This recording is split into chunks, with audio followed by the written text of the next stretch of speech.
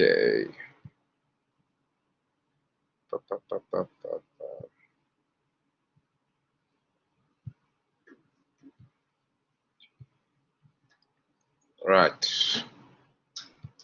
Right. So today I want us to finish learning unit 4. I want us to finish learning unit 4, and so I'm going to do activity 4.5 with you guys.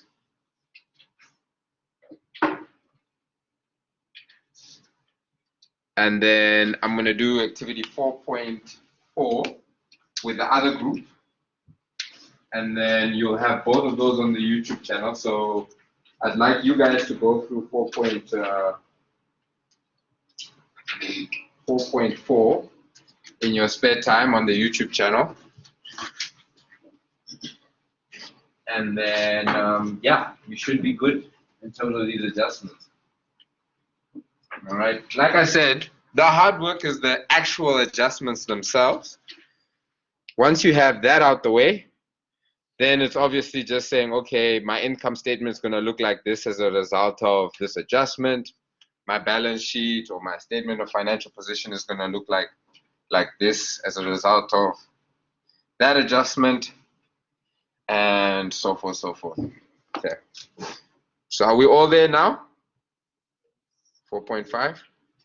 Okay. How much time have we? 16 minutes. Okay. Nah, that's fine. Okay. Just put this phone on silent. Yeah. Right. Cool. So let me quickly flip there.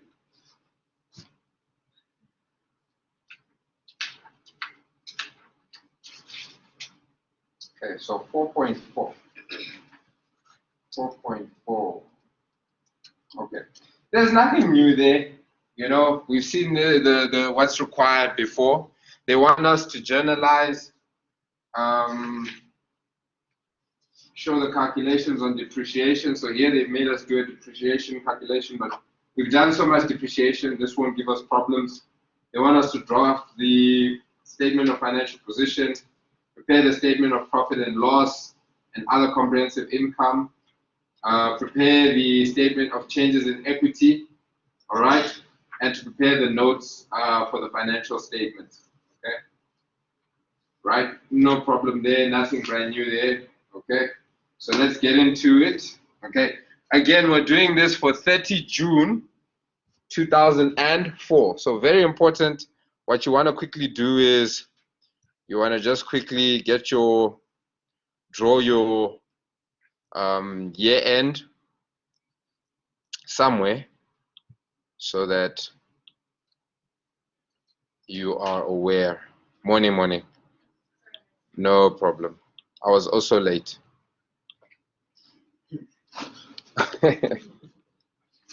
Facts, right? It's the truth. Okay. Right. So our financial year began obviously 1st of July. And then this is obviously 03. I'm just going to put a 3 there though. Okay. So that's the financial year that we are interested in. Okay. Anything that falls outside of that, we are removing from our books. Okay. All right. Cool. Anyway, so that's that. They've given us the pre-adjustment trial balance. So this is the trial balance before any errors have been picked up, any adjustments have been made, and so forth, so forth. Okay, cool, no problem. So let's get into it then. Adjustments and additional information on 30 June 2004. A physical stock take revealed that the following was on hand. Okay, so we have trading inventory, 90,000. But when we look at our trading inventory in our pre-adjustment trial balance, what do we have? We have 91,200. Okay, so already we can see there's a discrepancy over here. So what must happen? What do we need to do? We need to minus 1,200 from Okay, cool. And so how do we actually record that in our books?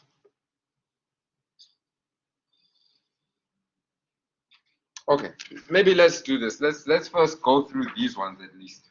So you're 100% right. That's exactly what we need to do. We need to reduce our books by 1,200 basically. All right, so that what we have in stock take matches what we have in our books. Okay. Then the next one, can you see this stationery? Like maybe just in the interest of time, I'm just going to tell you which accounts are affected. So obviously trading inventory is going to go down. What's the other account that's going to be the contra account? Trading inventory, we're going to credit it, right? So what's the other account? Whenever we have a discrepancy in trading inventory or in stock, so let's just quickly get through this.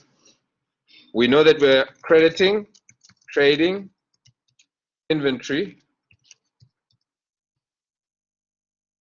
okay, by the 1,200 because trading inventory is going down, right? And maybe just so everybody is together, we're saying in our books we have 91,200, okay? And guys, I beg you all, please, if you have any questions, today is the day to ask in relation to Unit 4. Because I won't be, from here we'll be going into Unit 5. On Thursday, I see you on Thursday again. We'll be in Unit 5. So if you want me to even go slower, it's better that than we get through this exercise and everything. Yebo. That's exactly, I was saying, let me just work it out so everybody can see. And that's exactly, so let me zoom in again, just so you guys can see more clearly. So that 1,200, remember, what is the information they gave us? They said, oh, why doesn't this thing want to zoom in? So they said that if you look at your pre-adjustment trial balance, if you go to trading inventory there, what amount do you have? 91,200. But then in this piece of information, they said a physical stock take. So in other words, we went to the storage and we checked how much trading inventory do we have. And it was revealed to us that we have 90,000. So can you now see there's a difference between what we have in the books versus what we have in reality. And so that's why we're saying, okay, that 1,200, we need to reduce our books by. Okay. And I've just done the calculation there in brackets for you guys as well. Okay. So the account that's also affected is cost of sales. Okay. And there we're just going to be debiting the exact same amount, 1,200. Okay. So we've dealt with that first adjustment. We move to the next one, stationery. And there it says 700. So basically, again, can you see that's a bullet point under the stock take was done, right? So what are we saying? We're saying we bought stationery during the course of the financial year, and we have some stationery left off or remaining to the value of 700 Rand. Okay? So remember what I told you guys online. I said we treat this stuff like an expense. Whatever stationery, pens, pencils, rulers that we buy during the course of the year, we treat it as an expense. All right? Okay. Is the Wi-Fi down as well? Let's see. Okay, I think it'll probably kick in just now. Okay. Right.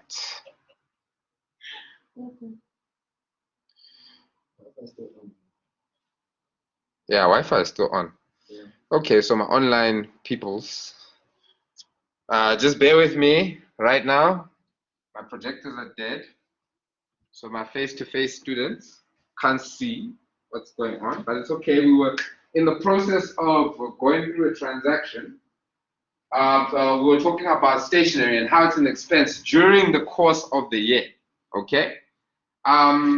But now, remember at year end, we treat it almost as if we were to liquidate the business, what are the things that we could sell? Because liquidation is literally that, it's saying, okay, we're no longer in business.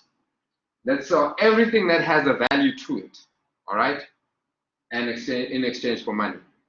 So we have this stationery to the value of 700 Rand. That then becomes an asset to us because it can be converted into money. Does that make sense? Yeah. Okay. Right. I'm sure online it was like, oh my word, what does this guy say? But at least now that we're face to face, it probably makes a whole lot more sense. Okay. So in that scenario, oh, yeah, I think you could tell how frustrated I was. So let's just give it a second. Okay, I'm gonna tell you, and then I'll do it on the screen, and yeah, so that we don't lose too much time, because we have already lost some time. So in that scenario, the two accounts that are gonna be affected, obviously stationery is gonna be affected, because we're gonna reduce the stationery expense by 700 Rand. Does that make sense? Okay. Then the other account that's affected is which one? Which other account is affected? Do you guys remember? I feel like somebody's mumbling the right thing. Say it to chest. Say it with your chest. Or say it for her. Consumable stores on 100%. Okay. Okay. Maybe I should have given it another second before.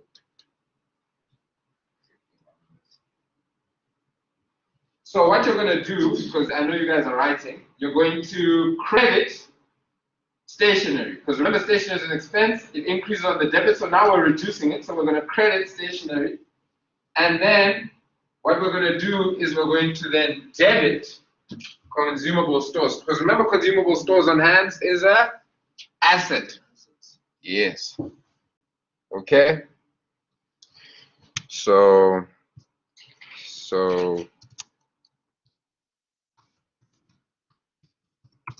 on hand. Okay, and how much is that? That's 700 Rand. And then we said stationery. We are crediting 700. All right.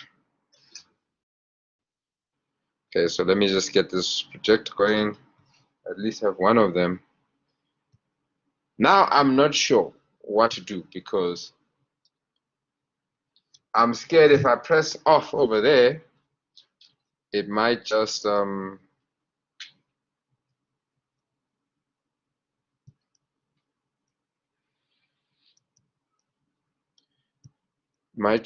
also turn off the other projector.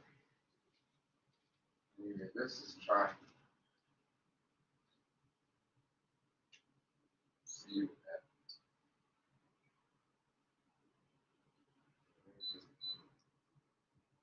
Turn it off completely.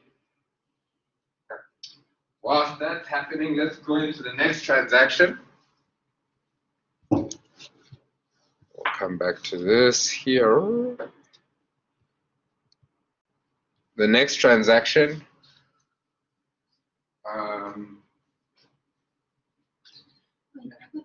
Yeah, so do you deduct it or do you deduct what? So stationery is yes. But in this yes, we are going to deduct it. But remember, first in the general journal, we do the adjustment. All right? So that's where we're debiting the 700, crediting the 700. But when we now go into, for example, the post-closing trial balance, we will have deducted the 700 from the 3,300, which will then give us the 2,600. Yes. 3,000. Yeah. No problem. Okay. So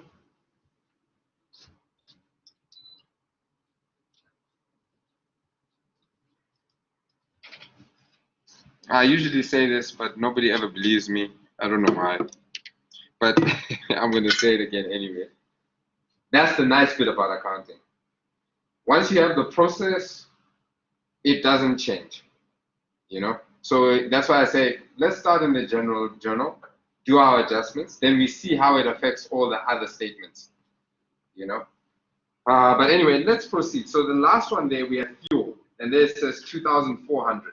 But when we look at fuel in the pre-adjustment trial balance, it says 16,400. Okay. So again, this is just telling us that of that 16,400, we have a remaining. We haven't used up all that fuel. We have a remaining 2,400. So we need to deduct that 2,400 from that. So we know that fuel is a expense.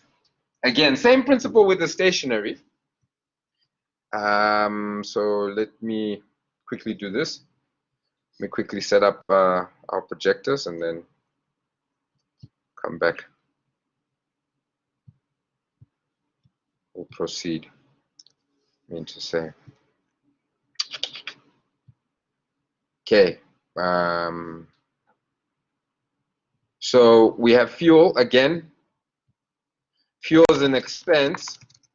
Now we're saying since we're at year end, we can sell this off to somebody if we wanted to. So we're saying we're going to credit fuel, okay, by that amount of 2,400, okay. And here I see what they've done is they've put this transaction together. So they just want to do consumable stores on hand once. So basically, they haven't separated, done two double entries. They just done, I don't know how to explain this perfectly, but you know, like when we are doing profit and loss account, and then we say we're closing off the incomes, and we have interest income, and we have fixed deposit, and they just do it in one transaction to the profit. That's what they're doing here. So we can go 700 plus 2,400. Okay. I personally don't like to do it this way because I think for the student's mind it's so much easier when you just separate. But obviously, for the sake of time and being consistent with your answer books, we can do it this way. All right. Either way isn't a problem. You'll still get your marks. Okay. So anyway, we've dealt with that. Now we move on to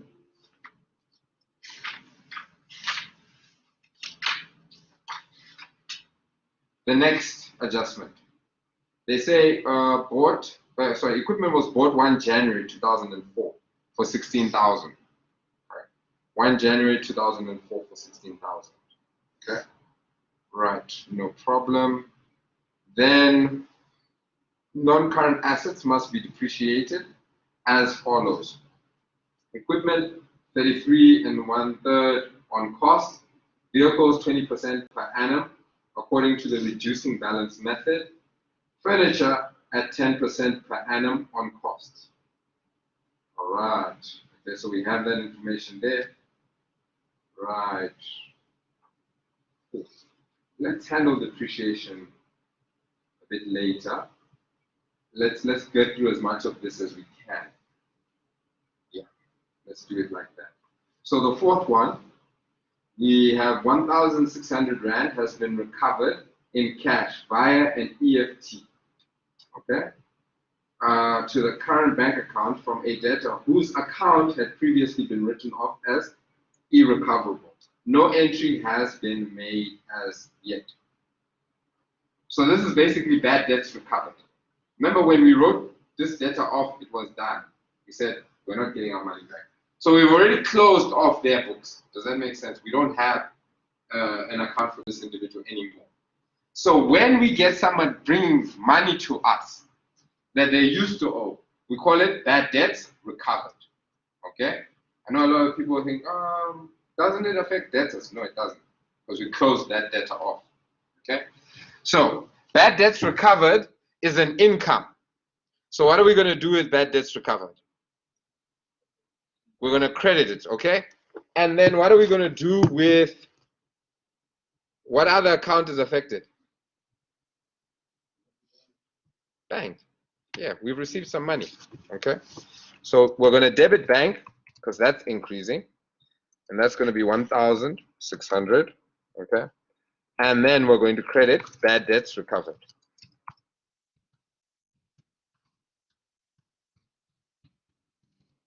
Okay, and that's obviously 1,600. Okay, right. So then let's move on to the fifth one. It says it was realized that repairs done to equipment during the year was debited to the advertising account 2,720. Correct the error. Okay, I love this exercise particularly because it's dealing with the correction of errors as well. I don't think the other exercises does it as much.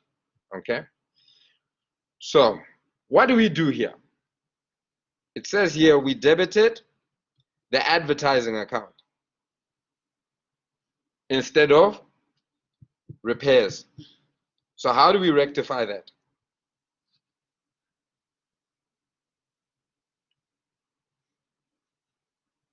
If we debited advertising and that was a mistake, how do we rectify that? Let's start there. Just that. You have to reverse it. How do we reverse it? Put in. How do we take that amount out? You have to credit. Okay? You have to credit. So, advertising.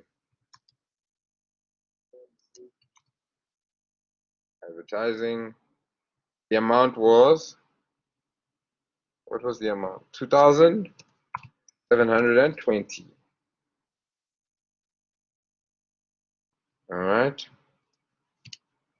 Okay, and where was it supposed to go? Repairs and maintenance, right? 100%. Okay.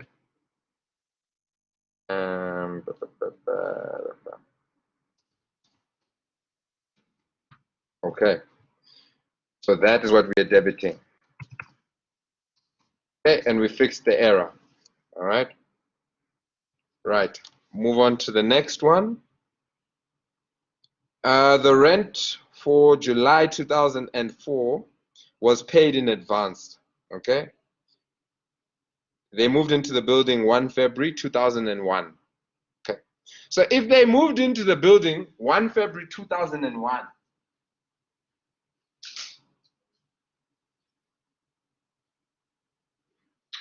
okay, and this is actually us. Okay. So it's us who have paid in advance. Okay. And if we moved into the building 1 February 2001, what that means is, you remember we're doing the financial year for, let's have a look at it, for 2004, okay? So if they're saying July was paid for, that means we paid 1 month extra for this financial year, okay? Right? So then we go and we look at the rent expense in the pre-adjustment trial balance. And if we look at that, let's see, how much is it? 91,000. 91,000, right?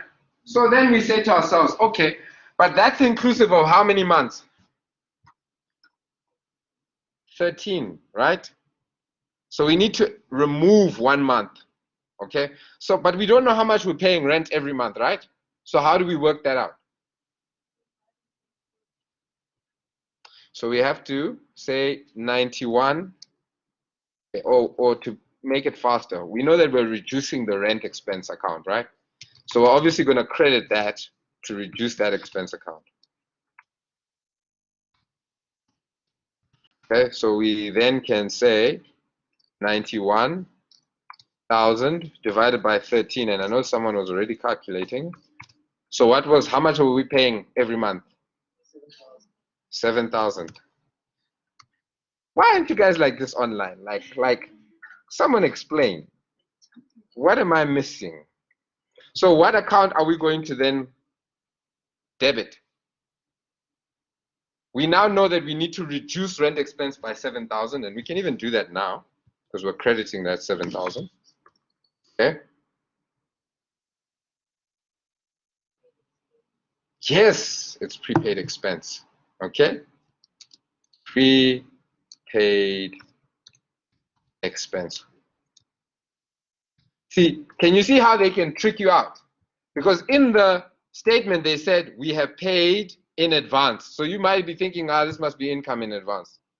But remember, we're the ones who are actually paying the rent. If it had been one of our tenants who were actually paying the rent, then it would be income in advance because it's an income to us. But here, this is rent expense. Okay. So it's prepaid expense, and that is going to increase by 7,000. Right. We've dealt with that one. Okay. So sorry, we're doing exercise 4.5. And then we're on the sixth adjustment. Okay, so no problem.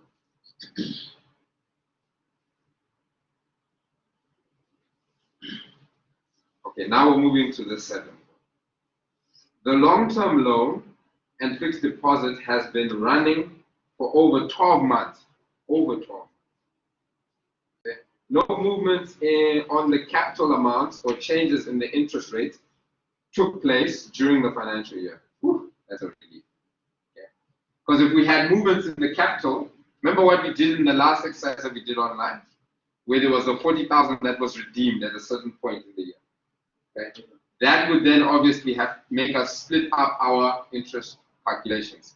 Because at one point it's 300,000 that we're calculating interest on, and then at another point it was, I think, 260,000 that we were calculating on. Okay?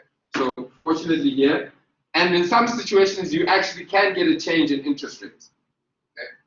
Which again just makes you split. So they'll tell you at this point they change the interest rate to whatever amount. Okay.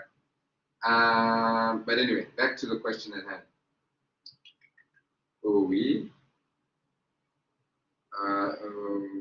Changes for the financial year, but there are 12 monthly installments of 3,000 due on the loan, starting on 31 July 2004. Ish, guys, so what do we need to do here? What's supposed to happen?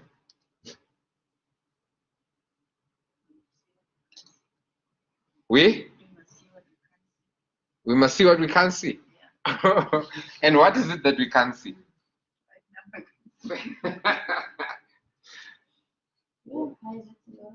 It's a lot, huh? Yeah. This, guys, this I'm telling you actually is one of the better units, but you have to know your adjustment, how to do your adjustments. 1, 2, how does this adjustment affect my income statement, balance sheet, etc., etc. That's it. Okay. But I know, in the interest of time, I can't, school you on the statements. All that I can do for you is help you with the adjustment. So notice something here, and I'm trying to hint something here. Yes. Tell me about the financial year.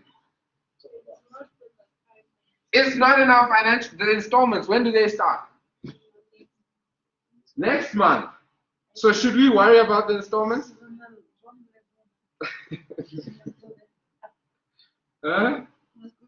So if it's 31 July, when the installments start, should we be worrying about that? We don't need to worry about that. So our only job here is to begin calculating what is the interest rate for these respective, the loan and for the interest, fixed interest deposit. That's all. Okay, so let's quickly do that together. Just gonna do it here. So let's start with the loan. Is it a mortgage loan? I think it's a mortgage loan. Oh, it's a long-term loan. Where's the long-term loan? I see Pino Bank, 22%, 300,000. Okay. Right. So then let's quickly calculate that. So we say 300,000 times the interest rate 0.22, and then it's obviously for the whole year, because we've had this since 1st of July. No, I'm looking at the wrong thing. How long have we had these? It doesn't say. So we can assume that we've had it for the whole year. Okay. So what do you guys get? 66,000 flat.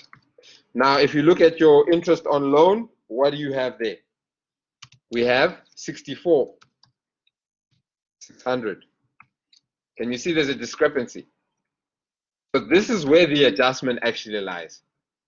It's saying, okay, we've only paid 64,600, but how much was due? 66,000. Okay, so that's what 1,400. Thank you, sir. 1,400. Okay, that we need to account for. All right, but before we take care of that adjustment in the journal there, let's quickly do the interest calculation for the fixed deposit. So fixed deposit, Superior Bank 16%. The principal or the balance was 240,000. All right, 16%, so 0.16. Okay, again here they don't tell us how long we've had it for, so we can assume we've had it for the whole year. Okay, so I'm just going to write this. So in other words, 12 over 12. Okay, right. And so what is the interest there?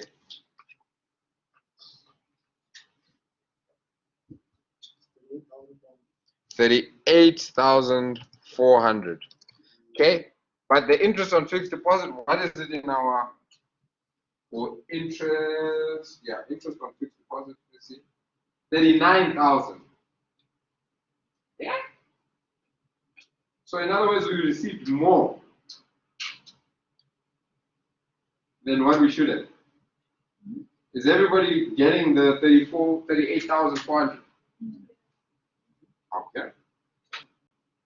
Interesting. Basically, we've been overpaid. So we owe them. We owe them.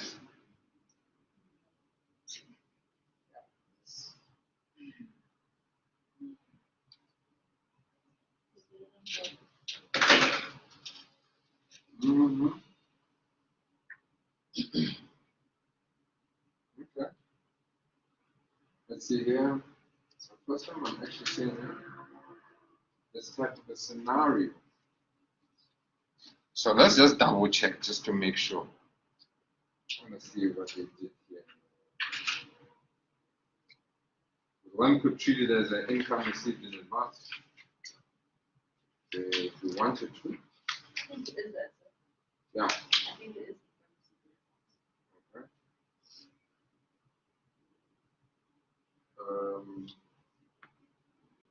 Yeah, that's how they treated it. Income. So we are right. Our calculations are right. Why do I not remember this? Okay. So there, but can you see what they did there? Now that means that we are going to reduce our fixed deposit. Okay. So let me just write this out so that everybody can see how we got to the 600. So minus the 39,000, which we have in the pre-adjustment trial balance, and that's how we're arriving at that 600. Okay. Anyway, so now we can do our adjustments. So interest payable, okay. This was for the mortgage, okay. So we know that mortgage loan, or in this case, they just said interest on loan, which is an expense on loan, is getting debited, and we are owing 1,400 on that. And then here it's going to be accrued expense. This is an expense that we owe. That's why it's accrued expense. Okay. Right, and then here we had, as she highlighted, income received in advance, which we know is a current liability. So that we're going to credit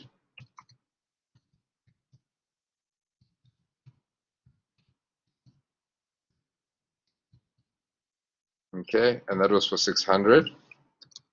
Okay, and then we know that this was interest on fixed deposit.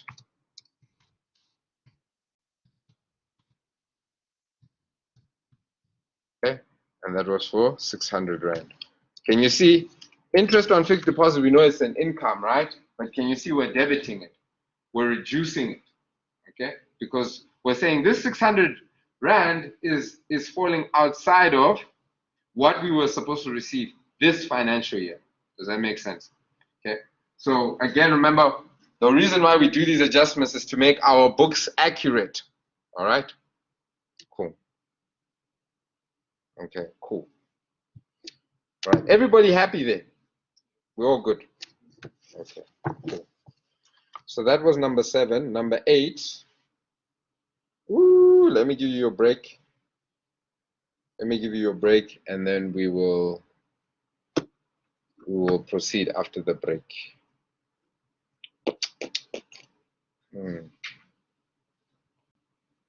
Oh, you don't need a break.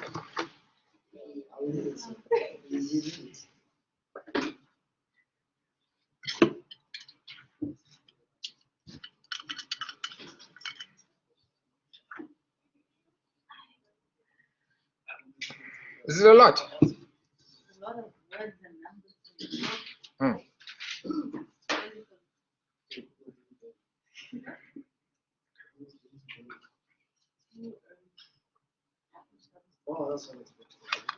You must.